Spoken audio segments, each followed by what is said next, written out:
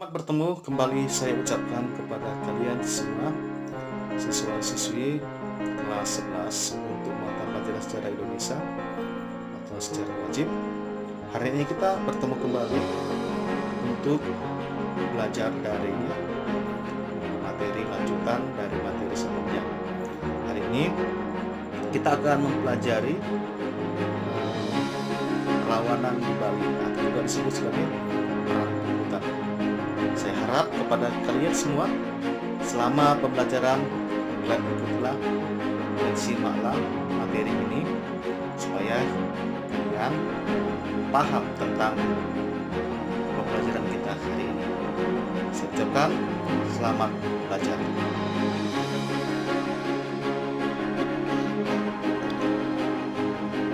Baiklah, kita langsung masuk materi kita, yaitu perlawanan di Bali atau juga sering disebut Perang Kuputan yang terjadi tahun 1846 sampai tahun 1849. Jadi perlawanan di Bali ini sering juga disebut sebagai Perang Kuputan. Kamu tentu sudah tahu tentang Bali. Sekalipun ada di antara kamu yang belum pernah ke Bali, tetapi tentu sudah begitu familiar mendengar nama Bali. Bahkan pada abad ke-20, pada saat Indonesia sudah merdeka, ternyata masyarakat dunia lebih mengenal nama Bali daripada nama Indonesia.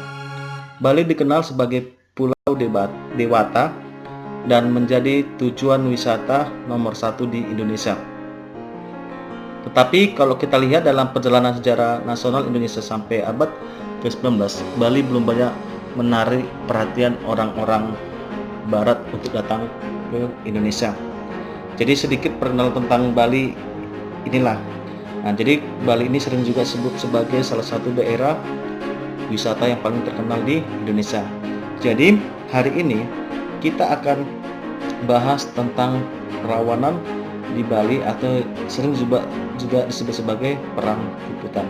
Baik, kita akan mulai.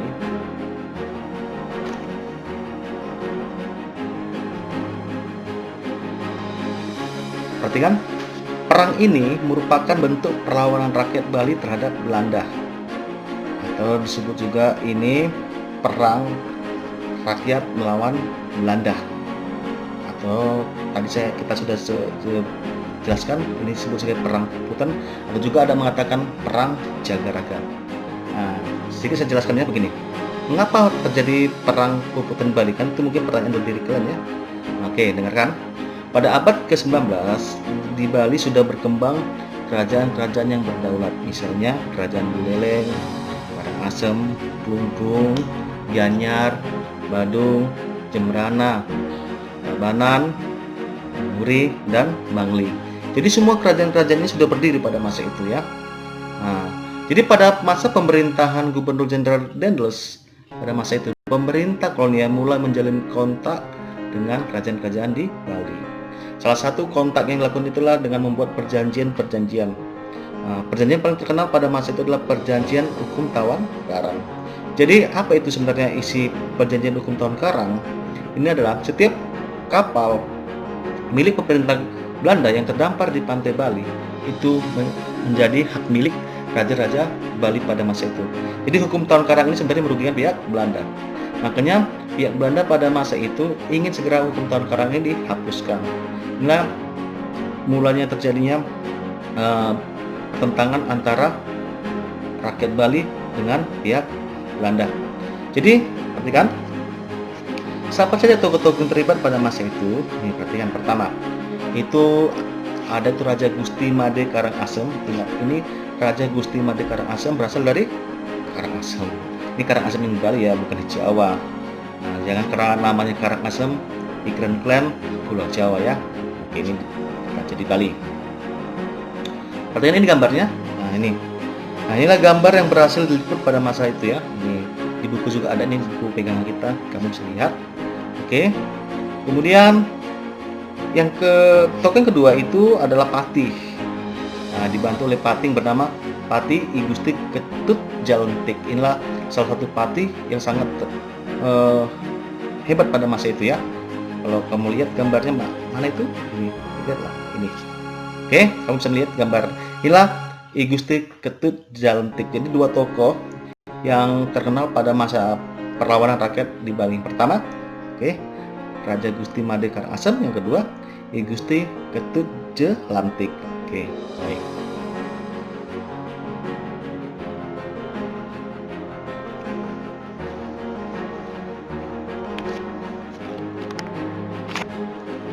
Baik, jadi bagaimana latar belakang mengapa perang Jagaraga atau perang Kubutan ini terjadi? Latar belakangnya gimana kan gitu kan? Oke, baik. Pertama, permintaan Belanda pada kerajaan-kerajaan di Bali untuk yang pertama, menghapus hukum atau menghapus hak tawan karang. Seperti saya katakan tadi, hukum tawan karang ini itu sangat merugikan pihak Belanda. Karena apa? Di sini isinya itu setiap kapal milik pemerintah Belanda yang terdampar di pantai Bali itu menjadi hak milik Raja Bali. Jadi itulah yang diminta oleh Belanda untuk dihapuskan. Nah, pada masa itu ada satu kerajaan, namanya Kerajaan Buleleng, yang menolak untuk menghapus hukum tawan karang. Nah ini. Belanda yang kedua, Belanda meminta ganti rugi pada Raja Buleleng atas apa yang telah dilakukan terhadap Belanda. Tapi di sini pada masa itu Raja Buleleng ya, itu menolak permintaan Belanda. Bahkan penolakan yang dilakukan oleh Raja Buleleng ini mendapat dukungan dari Pati I Gusti Ketut Jelantik. Bahkan I Gusti Ketut Jelantik ini mempersiapkan pasukan-pasukan apabila suatu saat nanti itu mendapat serangan dari pihak Belanda. Baru berikutnya apa lagi? Memberi perlindungan kepada para pedagang Belanda. Nah, ini ada beberapa latar belakang yang menyebabkan terjadinya perlawanan rakyat terhadap pemerintah kolonial Belanda.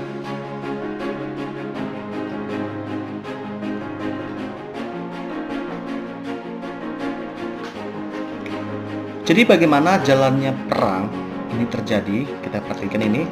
Saya mempunyai timeline di sini, lihat perhatikan. Perang pertama itu terjadi tanggal 27 Juni tahun 1846. Di sini pasukan Belanda berkekuatan 1.700 menyerbu kampung-kampung tepi pantai. Kemudian berlanjut berikutnya, yaitu pertempuran sengit terjadi di antara pejuang dari Buleleng. Selama 2 hari, para pemimpin, prajurit dan rakyat bertempur mati-matian. Nah, inilah proses terjadinya perang pada masa itu. Lalu tahap berikutnya itu bagaimana ini? Benteng pertahanan Buleleng jebol dan ibu kota Singaraja dikuasai Belanda. Raja dan Pati Ketut Jelantik beserta pasukannya terpaksa mundur sampai ke desa Jagaraga. Tapi di sini perlu kalian ketahui bahwa mundurnya pasukan yang dipimpin oleh Ketut Jelantik ini nanti disinilah justru terjadi pertempuran yang sangat sengit. Nah ya, di sini terjadi pertempuran sengit habis-habisan untuk melawan pihak kolonial Belanda.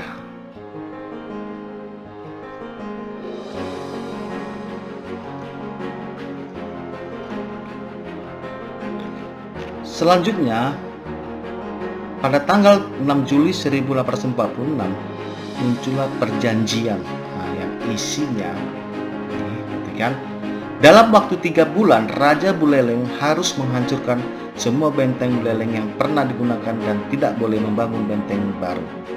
Yang kedua, Raja Buleleng harus membayar ganti rugi dan biaya perang yang telah dikeluarkan Belanda sejumlah 75.000 pundel. Yang ketiga, Belanda diizinkan menempatkan pasukannya di Buleleng. Inilah isi perjanjian yang dilakukan oleh Belanda terhadap Raja Buleleng pada masa itu ya. Terus bagaimana kita lihat reaksi Raja Buleleng pada masa itu? Kan? Ini. Raja dan pejuang berpura-pura menerima isi perjanjian itu. Namun di balik itu Raja dan Pati Ketut Jelantik memperkuat pasukannya. Rakyat mempertahankan hukum tawan karang. Pada tahun 1947, kapal asing yang terdampar di pantai Kusumba Klungkung tetap dirampas oleh kerajaan. Jadi di sini Raja Buleleng tidak menerima perjanjian yang dibuat oleh pihak Belanda. Nah, buktinya apa? Raja Buleleng pada masa itu masih tetap mempertahankan hukum tawan karang. Bahkan kapal asing terdampar termasuk kapal Belanda pada masa itu di pantai Kusumba Kelungkung tetap dirampas oleh kerajaan. Oke. Jadi bagaimana peristiwa berikut yang terjadi? Nih, Belanda mengultimatum itu memberi peringatan keras ya agar raja-raja Buleleng, Kelungkung dan Karangasem mematuhi dan melaksanakan isi perjanjian. Raja-raja Bali tidak menghiraukan Belanda meningkatkan kekuatannya. Jadi di sini ultimatum yang diberikan pihak Belanda tidak dihiraukan atau tidak digubris oleh raja-raja pada masa itu. Jadi disinilah Belanda semakin meningkatkan kekuatan untuk melawan raja-raja Buleleng pada masa itu ya, atau Raja Kelungkung atau juga Raja Karangasem. Jadi dengan Belanda menambah kekuatan, bahkan dia meminta bantuan ya, meminta bantuan untuk melawan raja-raja Bali pada masa itu. Jadi apa yang terjadi selanjutnya? Perhatikan, akhirnya perang Belanda berhasil. Akhir perang Belanda berhasil menang setelah berhasil merebut benteng Jagaraga. Jadi inilah akhir perlawanan rakyat di Bali atau perang Puputan dimenangkan pihak Belanda. Jadi dari sini kita bisa mengambil nilai-nilai perjuangan yang dilakukan oleh rakyat Bali pada masa itu adalah nilai perjuangan rela berkorban demi mempertahankan kedaulatan. Nah, pada masa itu kedaulatan daerahnya atau kedaulatan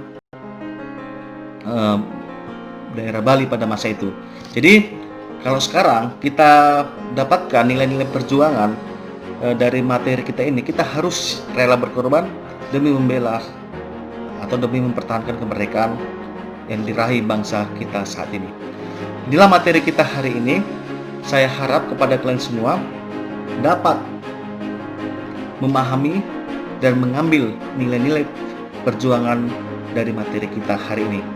Saya ucapkan terima kasih atas perhatian kalian. Kita bertemu di materi selanjutnya. Sekian dan terima kasih. Salam sehat selalu.